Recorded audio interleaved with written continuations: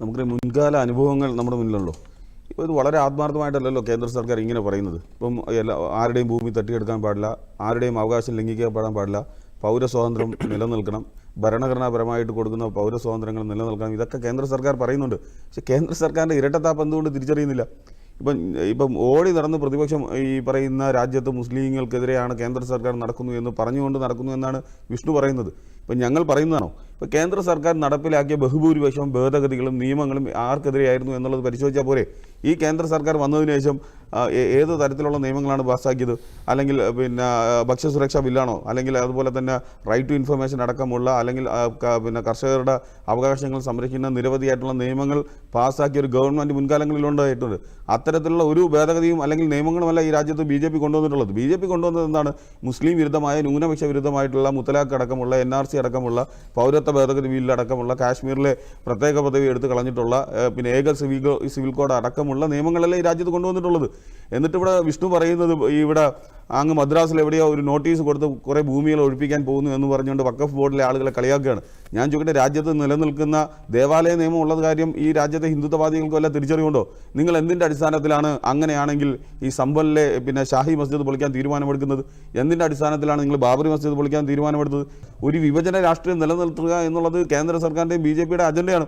എങ്ങനെയാണ് അധികാരത്തിലേക്ക് കടന്നു വന്നത്? ഈ വിഭജന രാഷ്ട്രീയത്തിലൂടെയാണ്. ഇപ്പോൾ മുനമ്പത്തിൽ ആത്മാർത്ഥമായി അവരുടെ വിഷയം പരിഹരിക്കാനല്ലല്ലോ ഈ തീരുമാനം മുമ്പോട്ട് പോയത്. മുനമ്പത്തിലൂടെ ഒളിച്ചു കടത്താൻ ശ്രമിച്ചത് എന്താണെന്ന് എല്ലാം നമുക്കെല്ലാവർക്കും അറിയാം.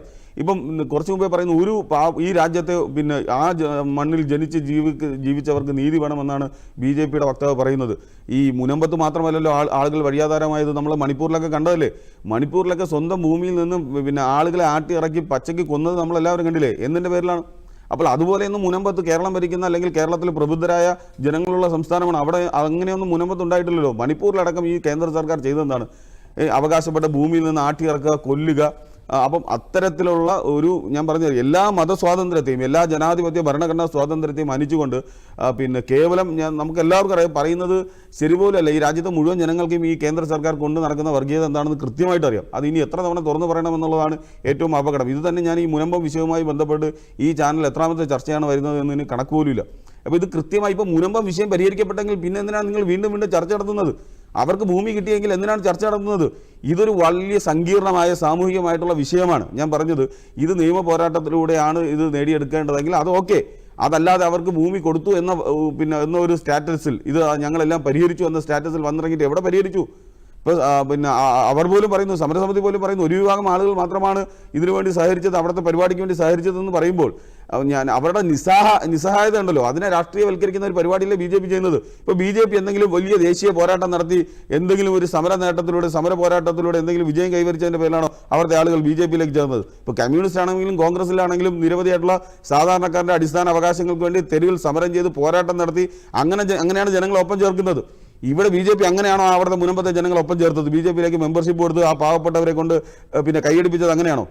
ഏതെങ്കിലും സമരം നടത്തിയിട്ടാണോ? നിങ്ങൾ അധികാരത്തിൽ വന്നതിന് ശേഷം ഇത് കൃത്യമായ ഇപ്പം ഒരു രാജ്യത്തെ ക്രൈസ്തവരെ മുസ്ലിങ്ങളെയും തമ്മിലടിപ്പിക്കാനുള്ള ഒരു കൃത്യമായ ഒരു സമയമായി എന്ന് നിങ്ങൾക്ക് ബോധ്യപ്പെട്ടു. കേരളത്തിൽ നിങ്ങൾക്ക് കാലുകുത്താൻ പറ്റാത്തൊരു സാഹചര്യമാണ്. അതിൻ്റെ രാഷ്ട്രീയമൊക്കെ എല്ലാവർക്കും അറിയാലോ. ആ സമയം നോക്കി നിങ്ങളുടെ അധികാരം ഉപയോഗിച്ചുകൊണ്ട് ഒരു നിയമവിരുദ്ധമായ ഒരു നിയമം നിങ്ങൾ കൊണ്ടുവന്നു എന്നുള്ളതപ്പുറം ഈ മനുഷ്യത്വപരമായി മനുഷ്യരെ സഹായിക്കുന്ന ഒരു നടപടിയും BJPയുടെ ഭാഗത്തുനിന്ന് ഉണ്ടായിട്ടില്ല. ഈ നരേന്ദ്രമോദി ഏതെങ്കിലും വലിയ യാത്ര നടത്തിയിട്ടാണ് മുനമ്പത്തെ ജനങ്ങൾക്ക് അവകാശം വാങ്ങിച്ചു കൊടുത്തത്? ഒന്നുമില്ലല്ലോ.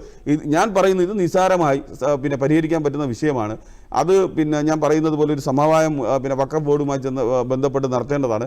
അവരുമായി ബന്ധപ്പെട്ട് ഇപ്പോൾ ഒരു പാക്കേജ് പോലെ സംസ്ഥാന സർക്കാരിന് പ്രഖ്യാപിച്ച് നടത്താവുന്നതാണ്. ഇപ്പോൾ അതിൻ്റെയൊക്കെ കമ്മീഷനും മറ്റു കാര്യങ്ങൾ അന്വേഷണ കമ്മീഷൻ, ജുഡീഷ്യൽ കമ്മീഷനൊക്കെ വെച്ചിട്ടുണ്ട്. പിന്നെ അത് കോടതി വ്യവഹാരത്തിലൂടെയൊക്കെ മുമ്പോട്ട് പോകുന്ന ഒരു സാഹചര്യമാണ്. ഞാൻ പറഞ്ഞു വരുന്നത്, ഇതിനെ കൃത്യമായി വർഗീയ അജണ്ട നടപ്പിലാക്കുന്നതിന് വേണ്ടി മാത്രം ഉപയോഗിക്കുന്നു എന്നുള്ളതാണ് ഏറ്റവും വലിയ അപകടം. അത് എത്ര നാൾ മുമ്പോട്ട് പോകും എന്നുള്ളത് കണ്ടറിയാം.